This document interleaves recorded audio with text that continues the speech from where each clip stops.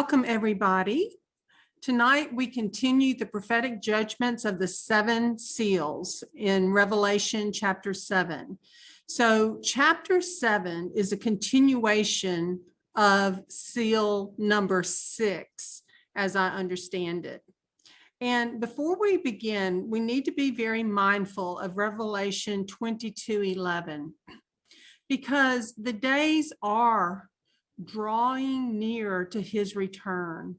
So it is very important, like y'all were all sharing, the witnessing, the outreach you were doing, the praise reports, the additions to the prayer list, and all these things are so important because the line is being drawn in the sand and time is running out.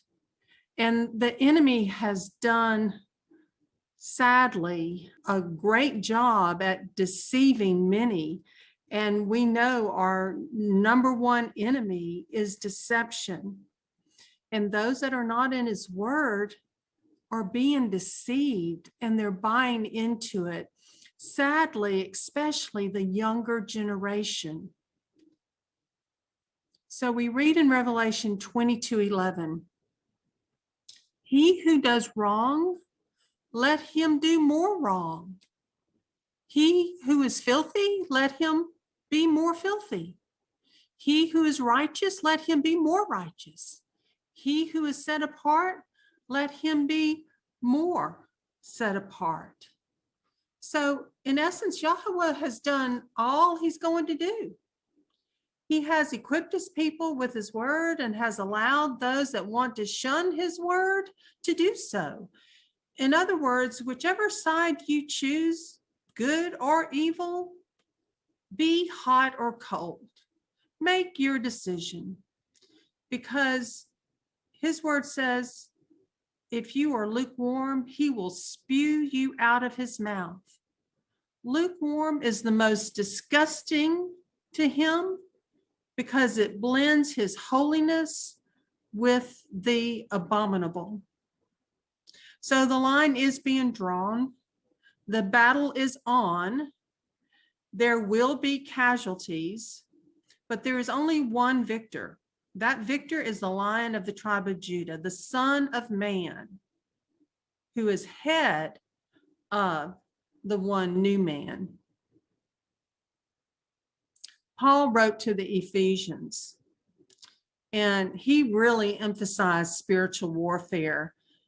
I remember the last time he spoke to the Ephesians along the coast before he was on his way back to Jerusalem. He said, after I leave, he said, ravenous wolves will enter into your congregations. And sadly, these days, every time we go out of the house, there's no telling who we're walking next to and what the needs are. And like shared earlier, sometimes it's getting pretty dangerous to even be able to witness to others because of that line being drawn in the sand. So Ephesians 6:11 through 13, we read, put on the complete armor of Elohim for you to have power to stand against the schemes of the devil. And the schemes are many. Because we do not wrestle against flesh and blood, but against principalities, against authorities, against the world rulers of the darkness of this age. And we are seeing this age get darker and darker, against spiritual matters of wickedness in the heavenlies. Because of this, take up the complete armor of Elohim so that you have power to withstand in the wicked day. And having done all, to stand. And it goes on, stand therefore. I wanted to emphasize tonight, before we get further into our presentation, before we get to the part about the 144,000, I need to kind of sidetrack us to focus us on the battle we are in. because every day we are on the battlefield in this wilderness, ruled by the prince of the air. We have gone through Yah's boot camp, if you will, and we have been transformed from, I guess you could say, flab to fabulous, even though we still have a long ways to go. We have moved from the milk of the word to the meat of the word. We have made progress. We have set up our tents, and we have chosen the camps of Israel, dwelling among Elohim. Now others have set up their camp, sadly, with Amalek and Adar, and we'll get into that in a little bit. The final epic battle is between the beast man rising, which is hidden Esau, who is the conglomerate beast of this world. That's mentioned in Revelation 17. And Israel, the one new man, those born from above, because Yah is about to close the door. And those that are lukewarm, he will probably tell them, "Depart from me, I never knew you." That doesn't mean they won't be given another opportunity to make things right, but it may be very, very difficult because they will probably have to go through the Great Tribulation and have to figure things out the hard way among the enemies of Amalek. In Psalm 87, verse 5 and 6, it says, "And of Zion it is said, each one was born in her, for the Most High himself does establish her." Yahweh does write in the register of the peoples. He himself is writing this. This one was born there. Selah. So it's very important for us to know him, and for him to know us, and for us to walk so close with him and be a witness and an example for others.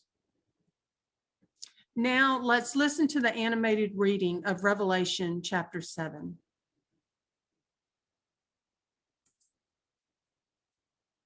After this, I saw 4 angels standing at the 4 corners of the earth, holding back the 4 winds of the earth, that no wind might blow on earth or sea or against any tree. Then I saw another angel ascending from the rising of the sun, with the seal of the living God. And he called with a loud voice to the 4 angels who had been given power to harm earth and sea, saying, "Do not harm the earth or the sea or the trees until we have sealed the servants of our God on their foreheads." And I heard the number of the sealed, 144,000, sealed from every tribe of the sons of Israel. 12,000 from the tribe of Judah were sealed. 12,000 from the tribe of Reuben. 12,000 from the tribe of Gad. 12,000 from the tribe of Asher. 12,000 from the tribe of Naphtali. 12,000 from the tribe of Manasseh. 12,000 from the tribe of Simeon. 12,000 from the tribe of Levi. 12,000 from the tribe of Issachar. 12,000 from the tribe of Zebulun. 12,000 from the tribe of Joseph. 12,000 from the tribe of Benjamin were sealed. After this I looked, and behold, a great multitude that no one could number, from every nation, from all tribes and peoples and languages, standing before the throne and before the Lamb, clothed in white robes, with palm branches in their hands, and crying out with a loud voice, "Salvation belongs to our God, who sits on the throne, and to the Lamb." And all the angels were standing around the throne, and around the elders and the 4 living creatures.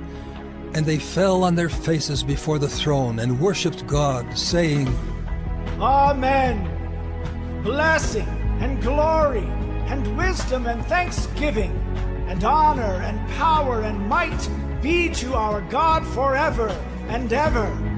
Amen. Then one of the elders addressed me, saying, Who are these clothed in white robes, and from where have they come? I said to him, Sir, you know. And he said to me, These are the ones coming out of the Great Tribulation. They have washed their robes and made them white in the blood of the Lamb. Therefore they are before the throne of God, and serve him day and night in his temple. And he who sits on the throne will shelter them with his presence. They shall hunger no more, neither thirst any more. The sun shall not strike them, nor any scorching heat. For the Lamb in the midst of the throne will be their shepherd, and he will guide them to springs of living water, and God will wipe away every tear from their eyes. So Revelation 7 verse 1 reads, And after this I saw 4 messengers standing at the 4 corners of the earth, holding the 4 winds of the earth, that the wind should not blow on the earth, nor on the sea, nor on any tree. Now, it is my understanding that the 4 messengers holding the 4 winds of the earth should not be confused with the 4 messengers to whom it was given to harm the earth and the sea. I see those messengers separately. And these verses show and bring clarity to that. In Revelation chapter 9, verse 14, where it says, saying to the 6th messenger who had the trumpet, release the 4 messengers, those having been bound at the great river Euphrates, and the 4 messengers, those having been prepared for the hour and day and month and year, were released to kill 1/3 of mankind. There you go, kill 1/3 of mankind. Definite depopulation language there. So the 6th seal in Revelation 7 is in sync with the 6th trumpet in Revelation 9 concerning the 4 destroying messengers. Verse 2, and I saw another messenger coming up from the rising of the sun, holding the seal of the living Elohim. And he cried with a loud voice to the 4 messengers to whom it was given to harm the earth and the sea. So he's speaking to those 4 messengers that are released in Revelation 9, as I see it. So we have this other messenger coming up from the rising of the sun, holding the seal of the living Elohim. So we know in Malachi chapter 4, verse 2, but for you who fear my name, the Son of Righteousness will rise with healing in his wings. And we know in Matthew 24:27, for as the lightning that comes out of the east, and the sun rises in the east and shines even unto the west, so shall also the coming of the Son of Man be. So here in verse 2, it says, and I saw another messenger coming up from the rising of the sun, holding the seal of the living Elohim. And he cried with a loud voice to the 4 messengers to whom it was given to harm the earth and the sea, saying, do not harm the earth, nor the sea, nor the trees, until we, meaning himself and the 4 messengers holding back the winds, until we have sealed the servants of our Elohim upon their heads. We've been looking at the campsites in the wilderness and correlating it to our spiritual walk. And there is much physical and spiritual warfare about to take place. As these seals are coming off, all hell on earth is breaking loose. I want us to contemplate, what is this showdown all about?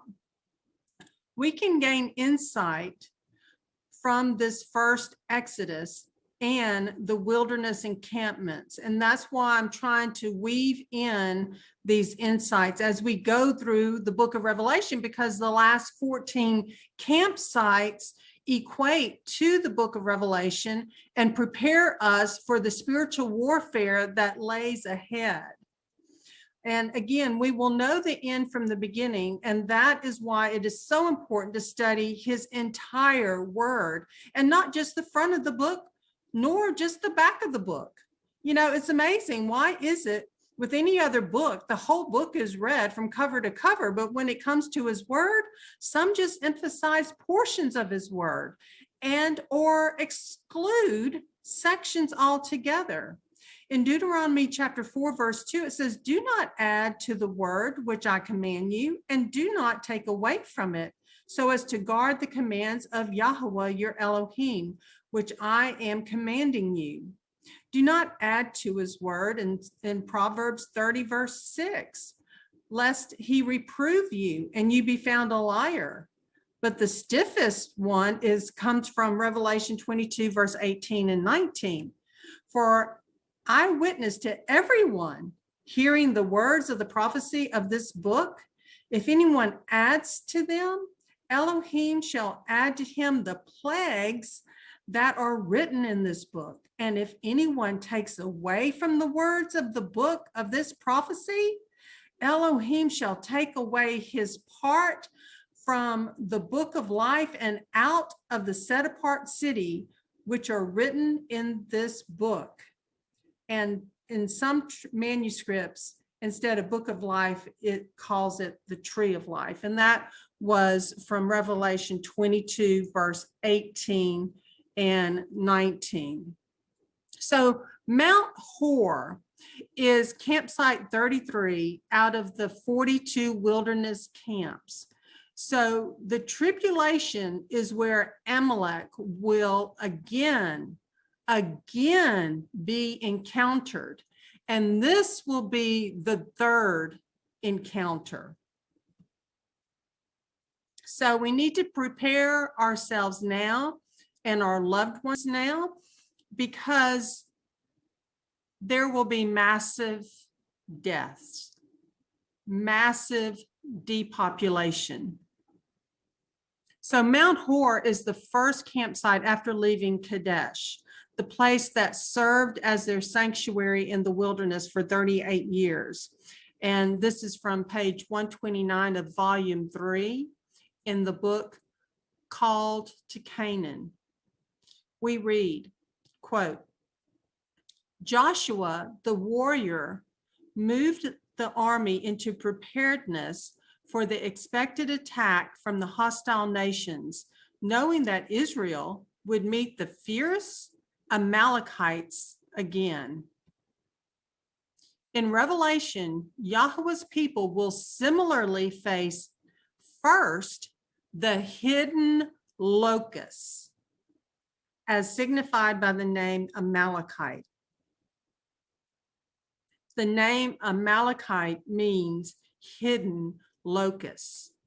And then the dragon, signified in the name Arad, who was the Canaanite king of the Amalekites.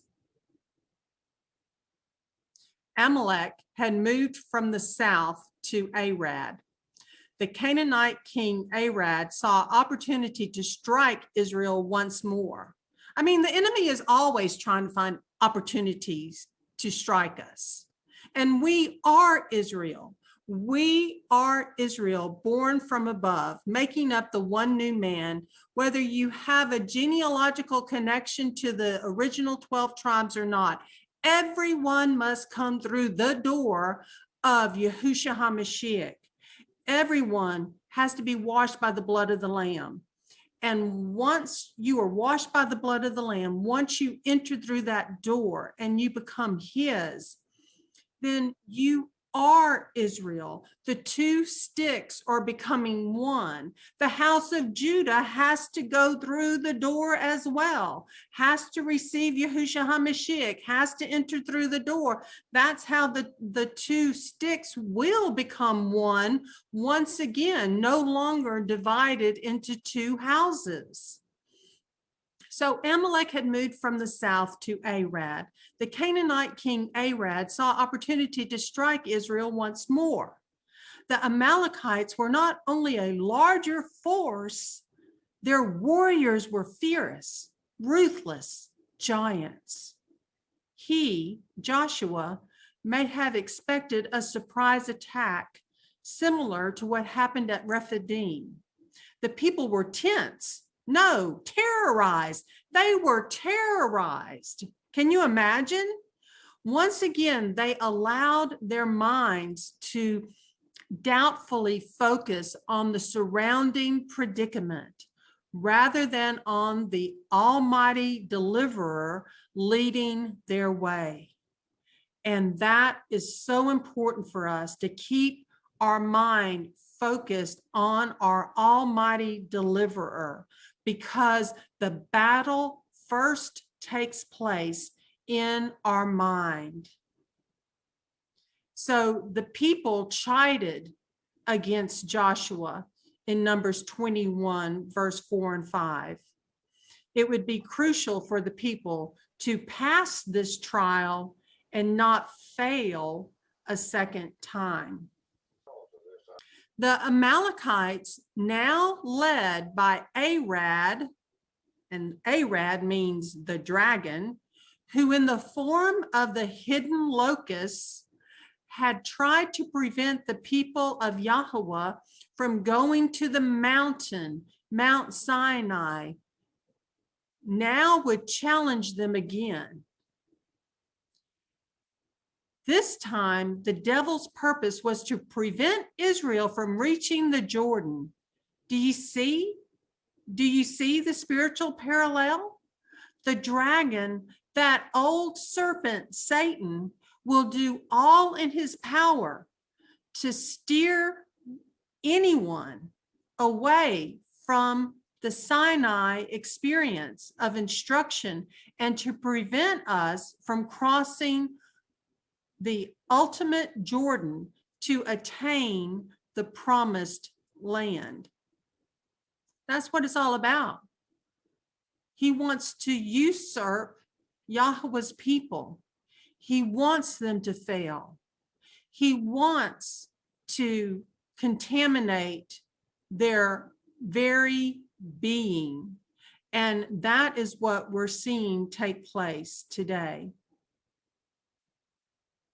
In Revelation 9, where the hidden locusts come out of the smoke to suddenly attack under the direction of Abaddon or Apollyon, we are reading about war under the fifth trumpet judgment. When the older, mature men of faith are gone, will the younger generation give fight or flight? My heart really goes out to the younger generation. I mean, we being older were deceived in many ways, but the younger generation, man, they were so indoctrinated in the things of this world.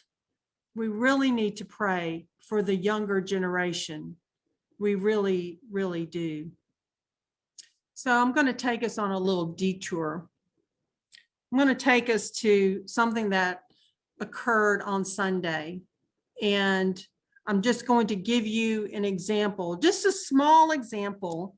It's a small example, but it has so many tentacles. And I want you to see just a small portion of the spiritual warfare that can take place just going out for a Sunday drive and wanting to get a cup of coffee. So I want to ask a few questions first. Have we started seeing more prominent manifestations and infestations of Amalek, the hidden locust? I would say yes. Is spiritual warfare increasing? I would say absolutely. Are spells and rituals being cast? Yes. I mean, right now we have a global mask ritual. It is a ritual. Those masks are not made to prevent transmission of viruses. To breathe in CO2, that is mocking the sheep. So we have a global mask ritual coupled with a man-made bioweaponized gene editing jab, along with subliminal messages being blasted through television, music, commercials, movies, etc. Essentially, they're all saying obey, comply, vaccinate the block, you name it. It goes on and on. So do people participate in these rituals? Sadly, yes. These rituals are designed to incorporate the sheeple and into generating dark energy or power, knowingly or unknowingly. Many of us don't even realize some of the phrases we use are actually chants. And the enemy often usurps our voices with these cheers and chants to increase dark energy and dark power. But it's like the proverbial frog being heated up in the pot. They just turn up that heat just a little bit at a time, just a little bit at a time. So once these baby steps of compliance are achieved, Amalek encourages the sheeple to submit their bodies as guinea pigs, in essence, in a clinical trial to receive the devil's brew. That's why they had cupbearers in the days of David and Solomon and so forth, because they knew the enemy was constantly after them. And that's why they had cupbearers. That's why we pray over our food. That's why it's very particular when we have feast gatherings, who's in charge of the food. That's one way that the enemy comes into our lives, is through cursing the food, adjusting the food, poisoning the foods. Hello, genetically modified foods. And this incognito beef or whatever meat grown in a petri dish. So Amalek encourages the sheeple to submit their bodies as guinea pigs in a clinical trial to receive the devil's brew, which is the global gene editing jab.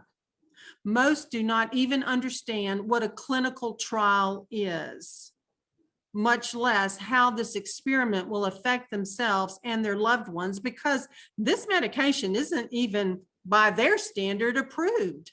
It's not even FDA approved. Therefore, it's still in the clinical trial. Therefore, it's a global clinical trial. They have no clue. They have no clue how it's going to affect anyone. And they definitely aren't boasting in the deaths that it's caused. Oh no, but that so-called COVID-19, oh yeah, it's wiping people out left and right. Yeah, and it has a less than 1% chance to do that. And that's supposed to be a pandemic, and people are believing it. Why? Because someone put on a white coat? Come on, people. Are we that asleep? And I know I'm preaching to the choir. By participating in a gene editing clinical trial, the outcome is unknown, especially when 5G is added to the mix. We haven't seen anything yet, but we do know for sure, because we're studying Revelation, that at some point, 1/3 of the population is going to be wiped out. We can just call that Amalek's arrows of destruction. These rituals had a long, slow, soft start. Let's don't scare anybody, and let's make them fun. Let's make them enticing. So these rituals had a long, slow, soft start by incorporating their magic into such things as television programming and programming through large sporting events with halftime satanic rituals, or the left-right paradigm with protest groups highlighting the death of someone by encouraging people to chant, say the name, say the name. Calling out to a dead one is necromancy, but they wanted the power. They wanted people to say the name. They wanted to increase that dark energy. This is just a few, and I'm not going to belabor this, but I do want to shake us up a little bit, because we are in the very midst of spiritual warfare, and the ways it comes at us is endless. And we would be very foolish not to pray over our family, our homes, our loved ones, when we're at home and when we are traveling. Before we get on the road, we need to pray and cover ourselves. But I say all this because I just came across this latest chant that I hadn't really recognized as a chant before, and it was associated with the mask ritual. And this is how it's done. These chants demonstrate how the enemy works through sigil magic. Libby, what is sigil magic? Sigil magic is scrambling letters and or spelling them backwards to mean something totally different. Example, Santa Claus is Satan Lucas. So when every year they put out these so-called Christmas songs and all the children and families sing, "Here comes Santa Claus," they are usurping that energy in a ritual, because in sigil magic, it's calling out Satan Lucas. Or the Suez Canal is really Zeus Canal. You just spell it backwards. So the enemy harnesses the power of these words that are uttered over and over again, mostly by unsuspecting individuals. So let us look at this newest chant. It greets you at your nearest compliant hidden locust shop, restaurant, or office. So this chant is put it on. Put it on. What occurred to spur me to highlight this chant? Well, it started as an innocent Sunday drive, as I mentioned earlier, and a stop to get a latte. My usual coffee shop was closed, so reluctantly we chose to go to the S coffee shop. The drive-through line was totally backed up, so we decided to go inside to order. At first, Bruce said he would just go in, but he wasn't really sure how to order what I usually like. So I said, don't worry about it. I'll go in. I'll go in.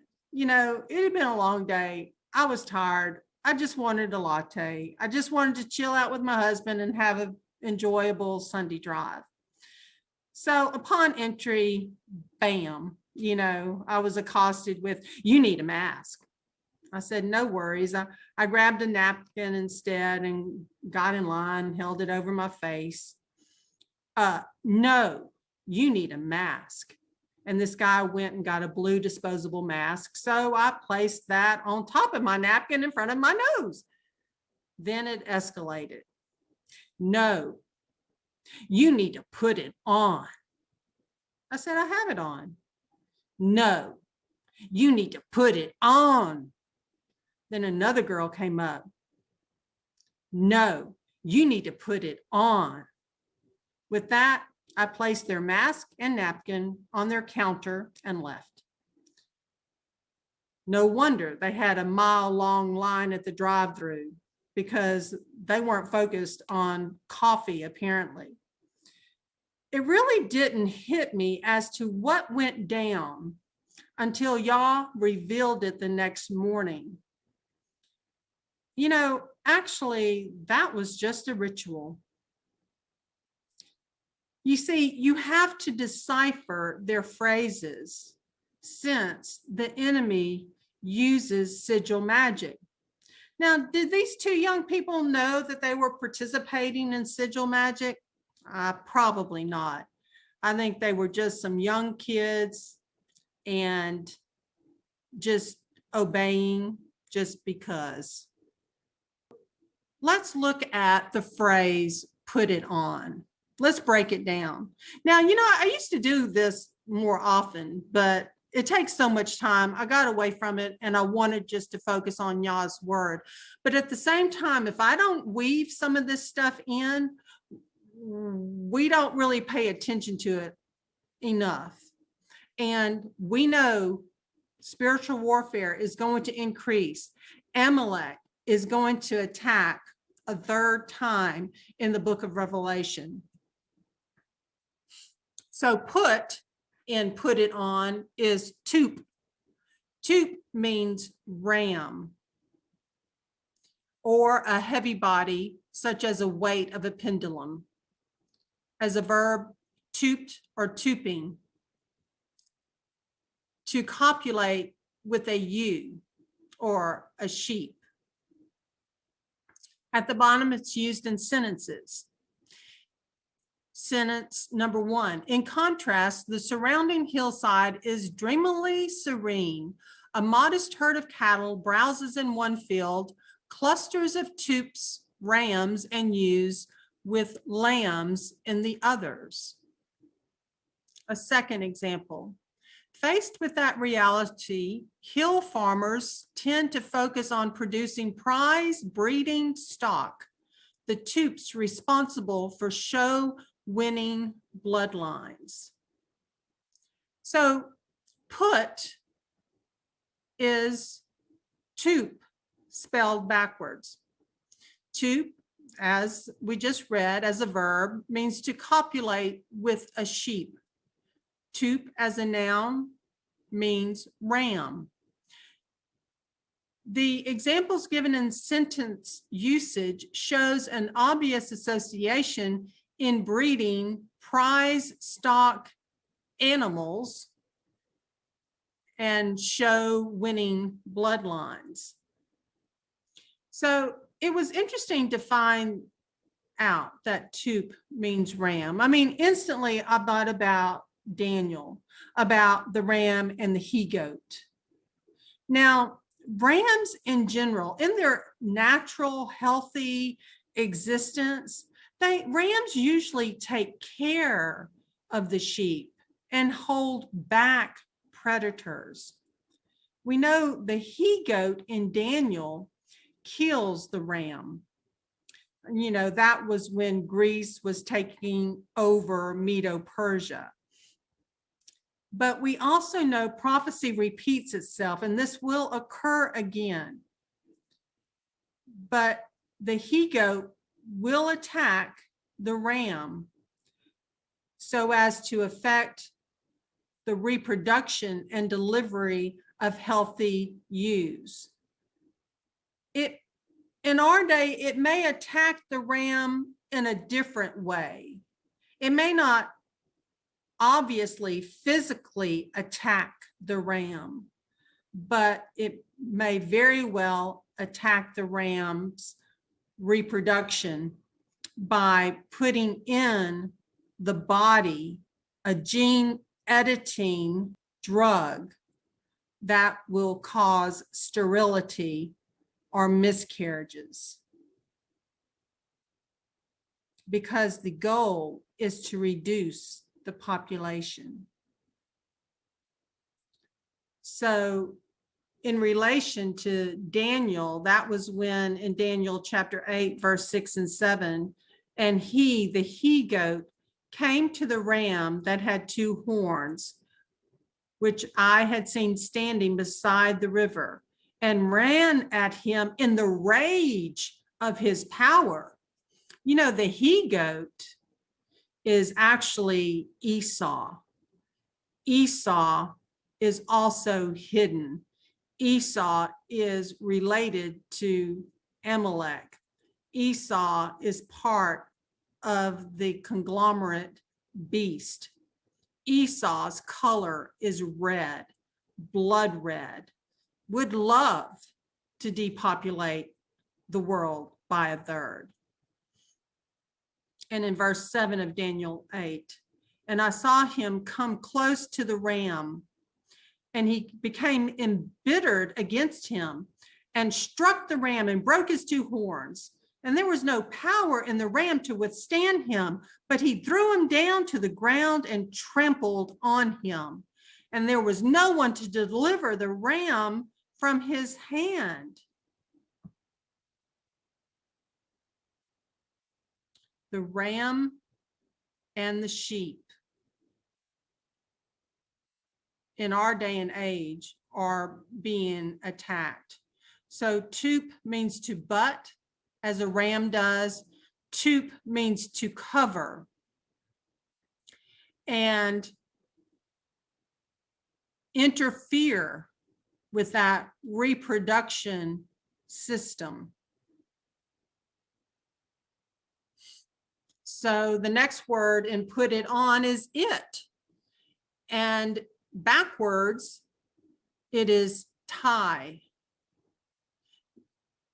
In the example to the left from Wikipedia, tie means a high status official during the 5th dynasty of Egypt. And we live in Egypt.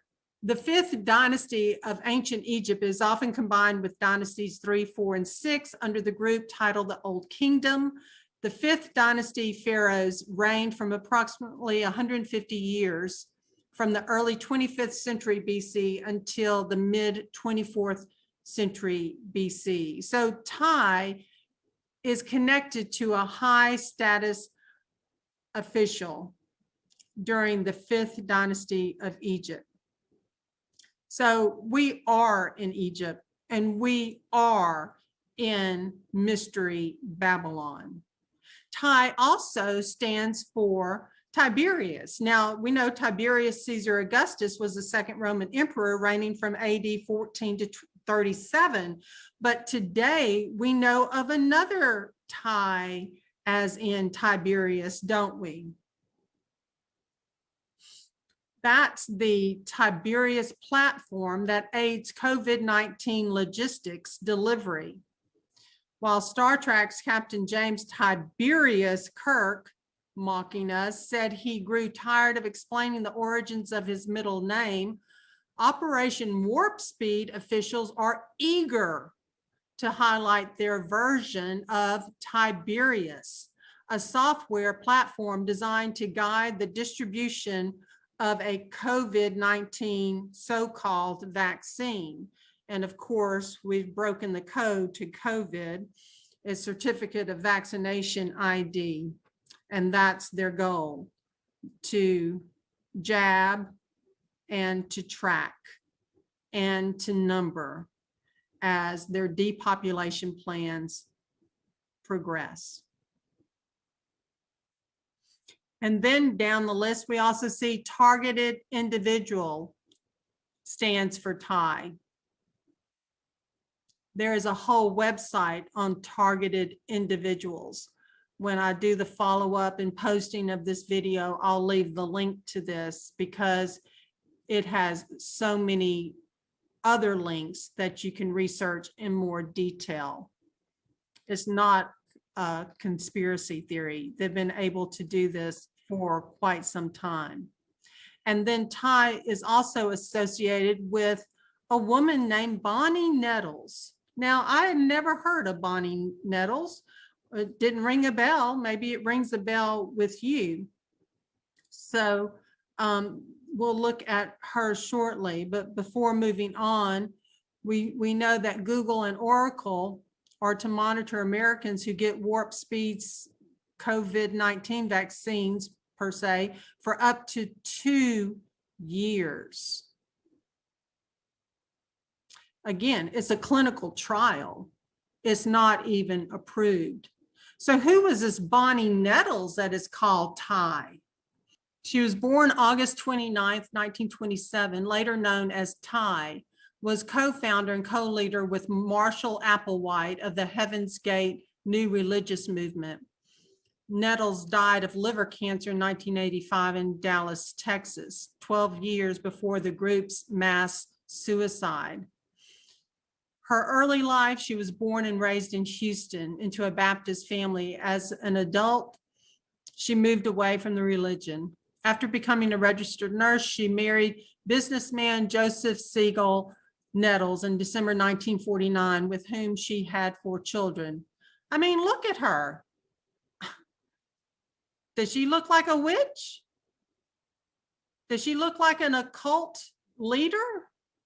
Their marriage remained mostly stable until 1972, at which time, according to the New York Times, Nettles began attempting to contact deceased spirits by conducting regular seances and came to believe that a 19th century monk named Brother Francis frequently spoke with her and gave her instructions. She also visited multiple fortune tellers who told her that she was soon to meet a mysterious man who was tall with light hair and a fair complexion, descriptions which were fairly close to Marshall Applewhite's appearance. Nettles also studied astrology and theosophy and the occult. So she connects with this Applewhite. Under introduction to Applewhite, I'm not going to read all of that. I'll just go on to Nettles agreed to perform an astrological reading for Applewhite. They had almost instantaneous spiritual connection. Applewhite decided that Nettles was to be the sage and he the speaker. They left together on New Year's Day of 1973. Nettles' 3 youngest children were left to remain with their father, while the oldest daughter, Terry, then aged 20 and skeptical of her mother's ideas, fended for herself. Nettles and Applewhite established Heaven's Gate together as equals, with Nettles running the group and Applewhite speaking for her. Nettles claimed to have communicated with aliens about the next level and told Applewhite to tell their followers. In 1976, Applewhite recognized Nettles as higher up on the level of command than he was. Many events passed in creation of Heaven's Gate group and the formation of its core members, with Nettles continuing to act as the interpreter of signs and the mystic of the group. In 1983, she had to have an eye removed due to cancer. Isn't that ironic? One eye. And her doctor informed her that the disease was already spreading through the rest of her body. Nettles stated that the doctor was ignorant and believed, along with Applewhite, that she could not die as they had to ascend together. The cancer continued to worsen, moving to her liver. Nettles died on June 19th, 1985 at Parkland Memorial Hospital in Dallas. While there as a patient, she used the pseudonym Shelley West. Applewhite convinced the rest of the group that Nettles' broken down vehicle was left behind. He had her body cremated and her ashes were then spread upon a lake somewhere in Texas. Applewhite explained to the group that Nettles had left because her work was done on this level, but that he himself still had more that he had to do. Applewhite also said that Nettles would continue to help them from the next level. Scholars have viewed the death of Nettles as a key turning point in the history of Heaven's Gate, as it caused the theology to shift from a belief that they would physically ascend to heaven while alive aboard a UFO to viewing the body as merely a vehicle for the soul, which would be discarded upon entering heaven, which would culminate in the group's mass suicide in 1997. Their nicknames, Applewhite and Nettles, went by the collective of the two, as well as the singular names Bo and Peep, respectively, and later Do and Tie, along with Guinea and Pig at some points in time. So it's no surprise that we get those sayings and hear those sayings about do it, just do it, with like Nike. And we know Nike, the name Nike itself was a goddess who personified victory. Her Roman equivalent was Victoria. Or you have commercials about Alleviate it, or the phrase, it is what it is. So all of these phrases are essentially chants. So let me go on to that. Following an anonymous tip, police enter a mansion in Rancho Santa Fe, an exclusive suburb of San Diego, California, and discovered 39 victims of a mass suicide. The deceased 21 women and 18 men of varying ages were all found lying peaceably in matching dark clothes and Nike sneakers, and had no noticeable signs of blood or trauma. It was later revealed that the men and women were members of the Heaven's Gate religious cult, whose leaders preached that suicide would allow them to leave their bodily containers and enter an alien spacecraft hidden behind the Hale-Bopp comet. The cult was led by Marshall Applewhite, a music professor who, after surviving a near-death experience in 1972, was recruited into the cult by one of his nurses, Bonnie Lou Nettles. In 1975, Applewhite and Nettles persuaded a group of 20 people from Oregon to abandon their families and possessions and move to eastern Colorado, where they promised that an extraterrestrial spacecraft would take them to the kingdom of heaven, quote unquote. Nettles, who called herself Ty, and Applewhite, who took the name of Dew, explained that human bodies were merely containers that could be abandoned in favor of a higher physical existence. As the spacecraft never arrived, membership in Heaven's Gate diminished, and in 1985, Bonnie Lou Nettles, Applewhite's sexless partner, died. During the early 1990s, the cult resurfaced as Applewhite began recruiting new members. Soon after the 1995 discovery of the comet Hale-Bopp, the Heaven's Gate members became convinced that an alien spacecraft was on its way to Earth, hidden from human detection behind the comet. In October 1996, Applewhite rented a large home in Rancho Santa Fe, explaining to the owner that his group was made up of quote unquote Christian-based angels. Applewhite advocated sexual abstinence, and several male cult members followed his example by undergoing castration operations.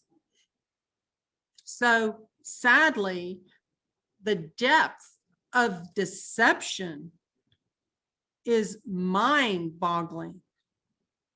How they could even get 20 people from Oregon to abandon their families and possessions and move with them to Colorado.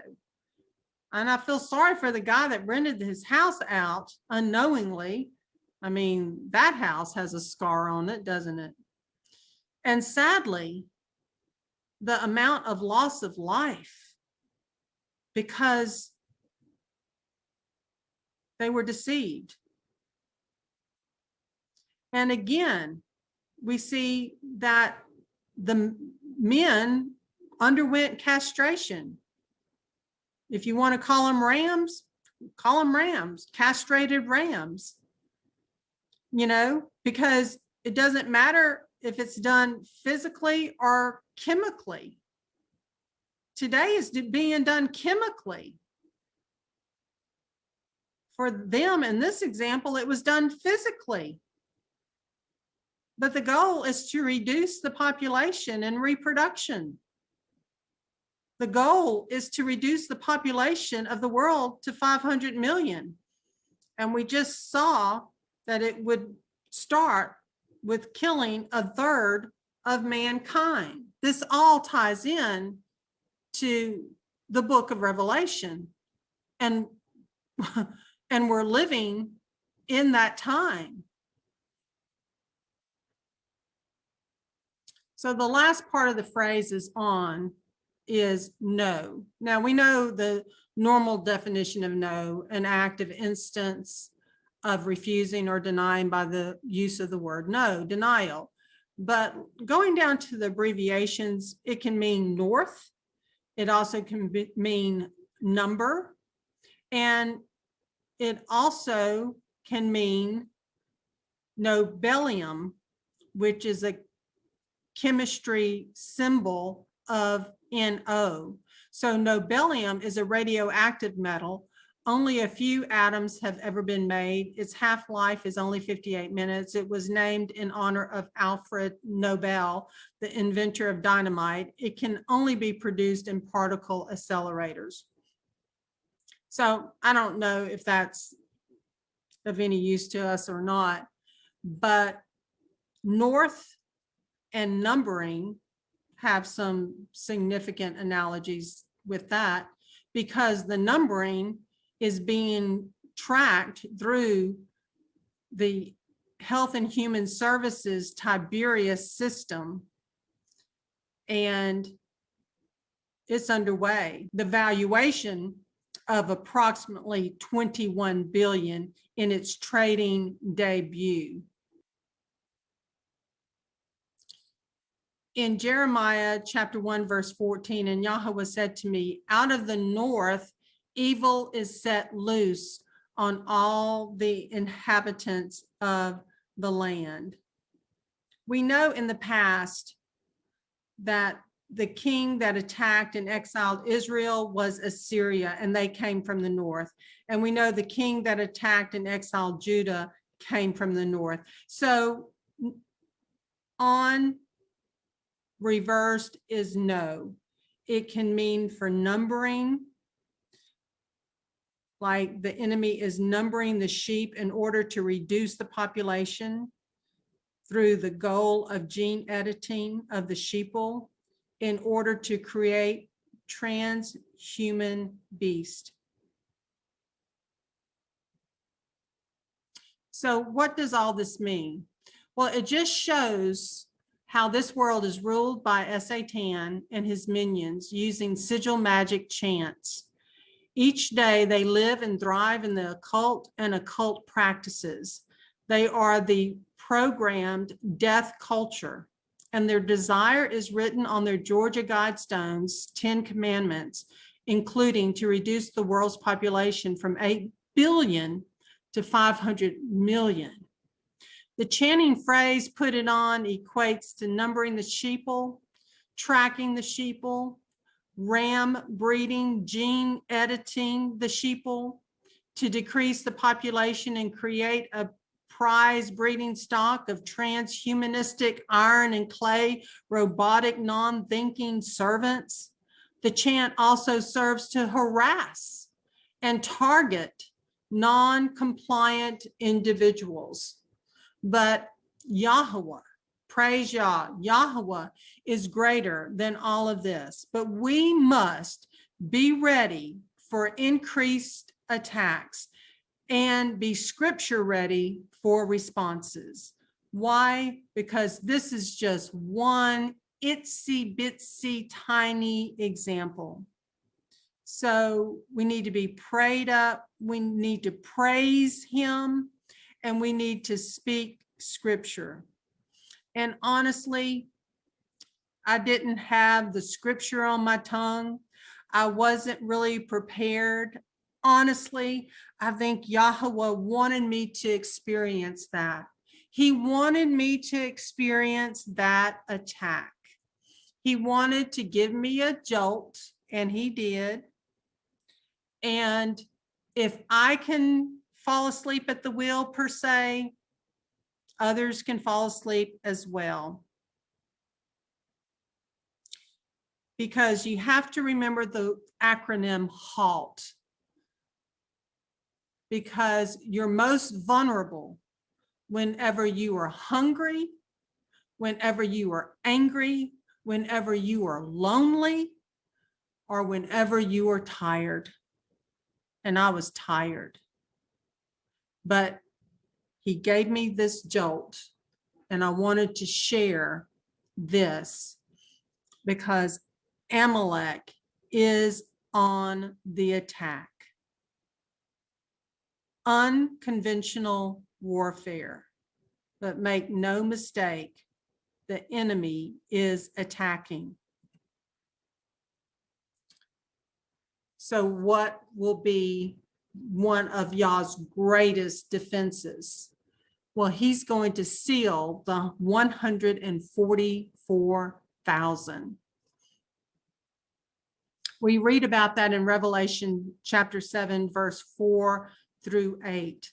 And I heard the number of those who were sealed, 144,000, sealed out of all the tribes of the children of Israel. Of the tribe of Judah, 12,000, Reuben, 12,000, Gad, 12,000, Asher, 12,000, Naphtali, 12,000, Manasseh, 12,000, Shem, 12,000, Levi, 12,000, Issachar, 12,000, Zebulun, 12,000, Joseph, 12,000, Benjamin, 12,000. In Numbers chapter 1, verse 3, we see a census recorded of all fighting men of Israel 20 years and older. And on the screen, I did a side-by-side comparison to show the differences that we will find between the tribes listed in Numbers chapter 1 and Revelation 7. So Numbers chapter 1, verse 3, it reads, from 20 years old and above, everyone going out to the army in Israel, number them by their divisions, you and Aaron. They were to take a census of all males fighting age 20 years and older from every clan, with a head representing each division of their father's house. The second column below compares those clans to the 144,000 listed in Revelation chapter 7. So the first 5, they're just side by side. It's easy to see they're all accounted for. When you get lower down on the list under the sons of Joseph, you see Ephraim, which actually equates to Joseph in Revelation 7. Okay, so Ephraim is actually accounted for. And Manasseh is shown there as well. And we have Benjamin. And then in Numbers, we have Dan. But in Revelation chapter 7, we don't see Dan. And that's been an ongoing saga of why is Dan missing? Where is the tribe of Dan? So we're going to talk about that. We have Asher, we have Gad, we have Naphtali, and then there's a missing one on the left side of the page for Levi. But in Revelation, Levi is listed there as having 12,000 sealed. But at the time, we will see that Levi was exempt, and we'll take a look at that.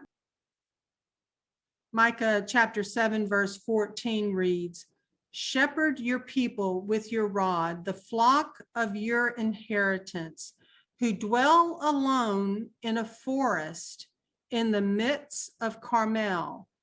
Let them feed in Bashan and Gilead as in days of old. Now, I share that scripture, that's from Micah chapter 7, verse 14, because Bashan is going to be helpful in determining where Dan is. And I've been looking at this for several years, like all of you, trying to figure out what is going on with Dan. Usually armies that were called out and gathered seemed to be whole numbers within the word. Like they seemed to be indicating they were warriors. Like Gideon first started with 32,000 and was reduced to 300. And for that reason, I personally view the 144,000 as Yahweh's heavenly army. And Yah has never required large numbers, for of course it is he who gives us victory and none other. So we have a total of 144,000 that are chosen and sealed, which leads to the infamous question of where is the tribe of Dan? But are they missing or are they exempt? That just came to me when I was preparing this session, because in that first column, Levi was exempt. Is there any reason why Dan, the tribe of Dan, would be exempt? That's the question I pose. So in Numbers chapter 1, we see the Levites are exempted, but the Levites were not registered among them by their father's tribe, because Yahweh had spoken to Moses saying, only the tribe of Levi you do not register, nor take a census of them among the children of Israel. Instead, appoint the Levites over the dwelling place of the witness, over all its furnishings, and over all that belongs to it. They bear the dwelling place and all its furnishings, and they attend to it and camp around the dwelling place. And when the dwelling place is to go forward, the Levites take it down. And when the dwelling place is to be set up, the Levites set it up. And the stranger who comes near is put to death. And the children of Israel shall pitch their tents, every one by his own camp, every one by his own banner, according to their divisions. But let the Levites camp around the dwelling place of the witness, so that there be no wrath on the congregation of the children of Israel. And the Levites shall guard the duty of the dwelling place of the witness. And the children of Israel did according to all that Yahweh commanded Moses, so they did. So in Revelation, the tribe of Levi are no longer excluded, are they? In Revelation, the tribe of Levi are included in Yah's heavenly army. However, they were exempt in numbers. Therefore, who would be overseeing the heavenly dwelling place of the witness? Now, I want to review this excerpt from JewishEncyclopedia.com,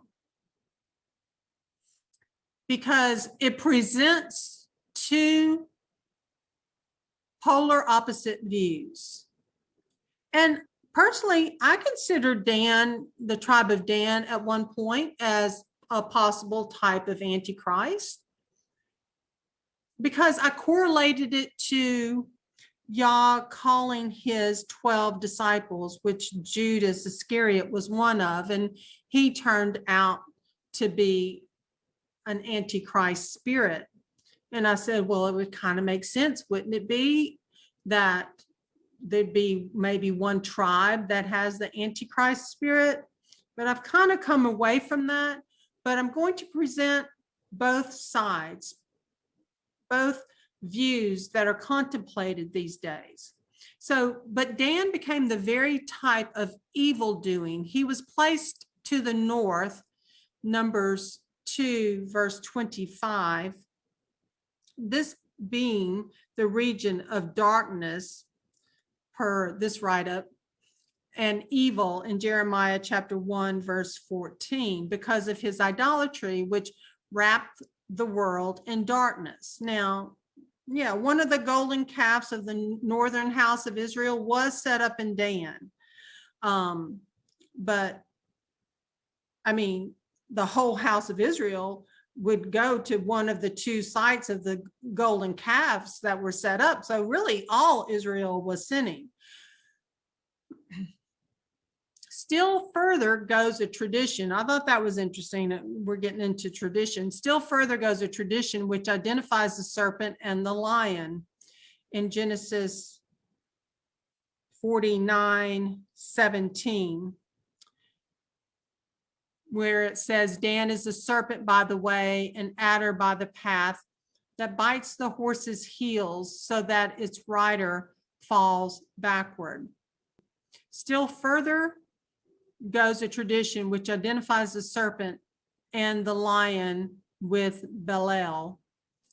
And Irenaeus and other church fathers have a tradition which cannot but be of Jewish origin, that the Antichrist comes from the tribe of Dan, and based it upon Jeremiah 8, verse 16.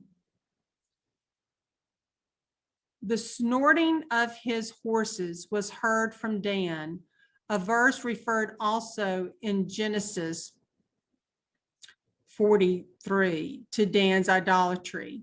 Irenaeus remarks that Dan is, in view of this tradition, not in the apocalypse among the 144,000 saved ones of the 12 tribes, nor is the omission of Dan in First Chronicles, who has a special chapter devoted to the Dan Antichrist legend, believes that the connection of Dan with Belial in test points to the same tradition. This seems to find corroboration in that resource, where the war against Aramon and Gog or Magog in the vision of Moses seems to refer to Dan. So they listed, several scriptural references. One we saw, Genesis 49:17, and in Deuteronomy 33:22, we have, and of Dan, he said, Dan is a lion's cub that leaps from Bashan. Now, again, that's another verse with Bashan. And of Dan, he said, Dan is a lion's cub that leaps from Bashan. And the other verse that section of the write-up referred to was Jeremiah 8:16 and 17. The snorting of his horses was heard from Dan. All the land shook at the sound of the neighing of his strong ones. They came and devoured the land and all that fills it, the city and those who dwell in it. For look, I am sending among you serpents, adders, which have no enchanter, and they shall bite you, declares YHWH. Okay, so those were just some of the scriptural references they gave. Now, under critical view, it says Cunan and others after him, such as Shanae or Cheney. Does that name ring a bell? Cheney? That was the pastor who lived to be age 29. He died just shy of age 30. He was the one that I based the Bible commentaries on my website, the Libby link. So Cunan and others after him, such as Cheney, have argued that Dan is the title of a deity. In the etymology adduced, explanatory remarks attributed to Rachel in Genesis 30, verse 6, nothing is said about the character of the child. The judgment referred to is by God and is passed upon Rachel. The reference to the name Daniel and to the cuneiform name of a king, Ashurdan, in support of the critical view, has not been regarded by conservative scholars as sufficient to prove the contention in issue. Still, the analogy with other names, both tribal, Gad, and personal, is strongly in favor of the views advanced by Cunan and his successors. Daniel, in all probability, means Dan is El, and it suggests to compare Eliyahu, El is Yahweh, and not God is my judge, as the meaning of Daniel. And Ashurdan is also a combination of two names of deities. Now, please forgive me that this resource is not the best well-written account, but it has something in it that I haven't found anywhere else. And that was that critical view section. And even though it doesn't read very well, it is telling us something. And so I've held on to it for years. So we have the three scriptures associated with the top part that they reference. And then in the critical view, it referenced Genesis 30, verse 6, where it says, and Rachel said, Elohim has rightly ruled my case and has also heard my voice and given me a son.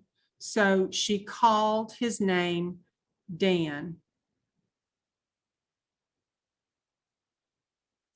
Now, this was amazing, this scripture, and Yah gave it to me today.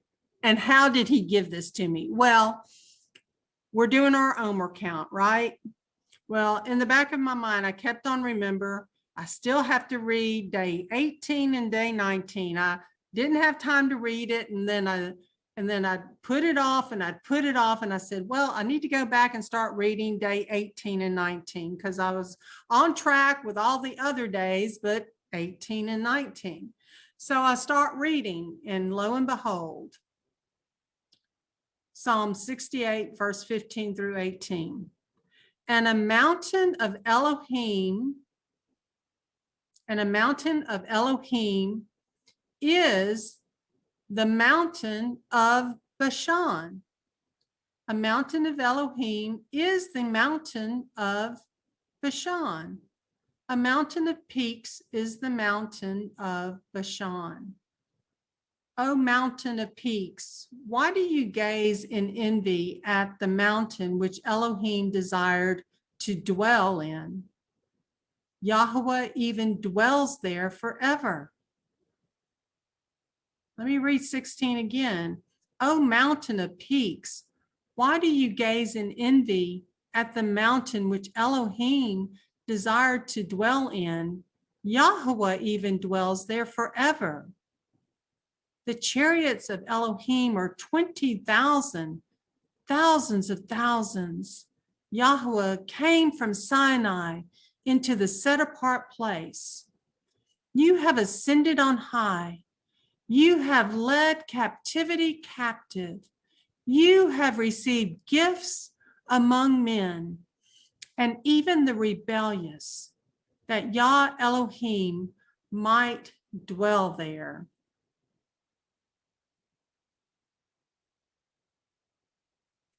I want to take us back to Exodus chapter 18 in relation to the 144,000 that are sealed. And I want us to keep in mind about judges. Now listen to my voice. Let me counsel you, and Elohim be with you. Stand before Elohim for the people, and you shall bring the matters to Elohim.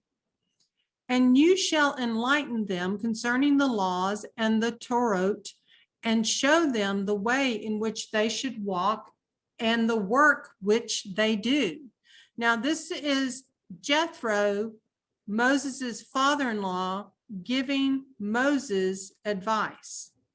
Verse 21, but you yourself Seek out from all the people able men who fear Elohim, men of truth, hating unfair gain, and place these over them to be rulers of thousands, rulers of hundreds, rulers of 50s, and rulers of 10s. And they shall rightly rule the people at all times. And it shall be that they bring every great matter to you, but they themselves rightly rule every small matter. So make it lighter for yourself, for they shall bear with you. If you do this word, and Elohim shall command you, then you shall be able to stand, and all this people also go to their place in peace. And Moses listened to the voice of his father-in-law and did all that he said. And Moses chose able men out of all Israel and made them heads over the people, rulers of thousands, rulers of hundreds, rulers of 50s, and rulers of 10s. And they rightly ruled the people at all times. The hard matters they brought to Moses, but they rightly ruled every small matter themselves. And we know Moses was a type and shadow of Yahusha.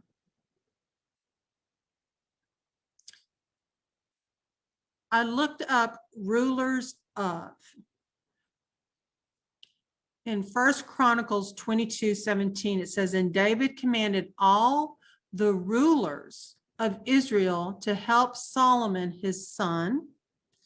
1 Chronicles 23, verse 2, and he gathered all the rulers of Israel with the priest and the Levites. So the rulers were separate and apart from the priest and the Levites. In 1 Chronicles chapter 27, verse 22, it says, Dan, Azarel, son of Yeraham, these were the rulers of the tribes of Israel. So Dan, Azarel, son of Jeroham, these were the rulers of the tribes of Israel. And then 1 Chronicles 28, verse 1, and David assembled at Jerusalem all the rulers of Israel, the rulers of the tribes, and the commanders of the divisions who served the sovereign, the commanders over thousands and commanders over hundreds, and the heads over all the property and possessions of the sovereign and of his sons, with the officials, the mighty men, and all the mighty brave men. We continue evaluating. Is Dan missing, or is Dan exempt? 1 Corinthians chapter 6, we read, and this is Paul speaking to the Corinthians, okay? Should any of you holding a matter against another go to be judged before the unrighteous and not before the set apart ones? Do you not know that the set apart ones shall judge the world? And if the world is judged by you, are you unworthy to judge the smallest matters? Do you not know that we shall judge messengers? How much more matters of this life? If then you truly have judgments of this life, do you appoint them as judges who are least esteemed by the assembly? I say this to your shame. It is so that there is not a wise one among you, not even one who shall be able to judge between his brothers. 1 Corinthians 11, we read, "For if we were to examine ourselves, we would not be judged. But when we are judged, we are disciplined by the Master, that we should not be condemned with the world." Revelation chapter 11, verse 18. "And the nations were enraged, and your wrath has come, and the time of the dead to be judged, and to give the reward to your servants, the prophets, and to the set apart ones, and to those who fear your name, small and great, and destroy those who destroy the earth." So it may be possible that Dan may be assigned to be in the position of judges. So possibly the tribe of Dan may be assigned to be in the position of judges. The persons called judges, shoftim, from shafat, to judge, discern, regulate, and direct, were the heads or chiefs of the Israelites who governed the Hebrew Republic from the days of Moses and Joshua till the time of Saul. The word judge is not to be taken here in its signification. One who determines controversies and denounces the judgment of the law in criminal cases, but one who directs and rules a state or nation with sovereign power, administers justice, makes peace or war, and leads the armies of the people over whom he presides. So those are just some insights that I wanted us to consider about the tribe of Dan. Is there another role that Dan is taking on?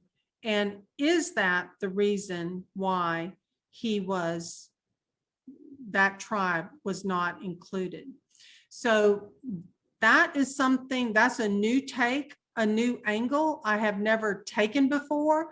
And I wanted to put it out there on the table for consideration.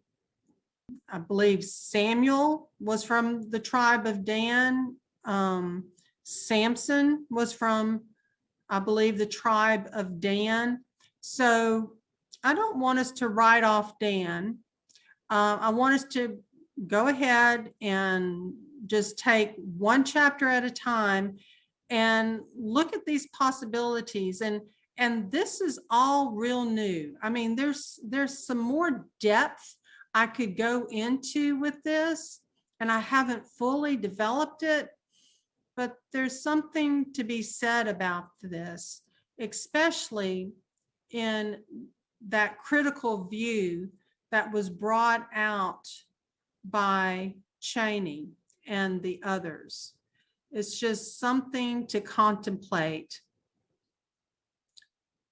that Daniel, in all probability, means Dan is El. To what degree? What correlation is that? I don't know. But the mountain of Bashan, that scripture that Yah gave me today in Psalm 68:15, a mountain of Elohim is the mountain of Bashan. A mountain of peaks is the mountain of Bashan. O mountain of peaks, why do you gaze in envy at the mountain which Elohim desired to dwell in? Yahweh even dwells there forever. Wow. Because I was trying to figure out, what is it about Bashan? What is it about Bashan?